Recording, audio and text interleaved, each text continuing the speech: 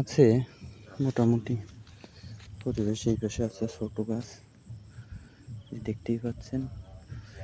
এই 4 থেকে 5 দিন রোপণ করেছি।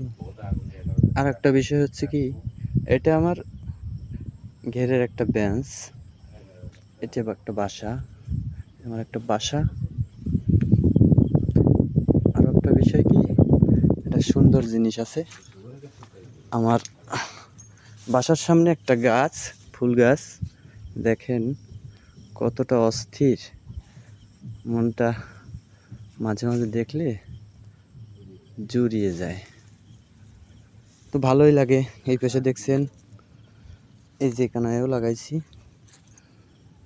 এর বয়স হয় 4-5 দিন। এই যে মাঝখানে আছে, এটা হচ্ছে খাড়াগুড়ির গাছ।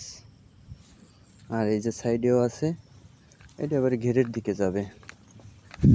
রোদের তাপে গাছের পাতাগুলো একটু সমস্যা হয়েছে, তাও মিষ্টি জল দেওয়ার চেষ্টা করছি। 1 কিলো দূর থেকে প্রতিদিন 10 থেকে 12 কলস জল আনতে হয়। বোঝেনি তো কেমন পরিশ্রমের দরকার। অনেক পরিশ্রম হয়, বর্তমানে রোদের অনেক তাপ, মেঘ মেঘ হয়, বৃষ্টি হয় না। জানি না কবে বৃষ্টি হবে। মাটি সব শুকিয়ে সাদা হয়ে গেছে।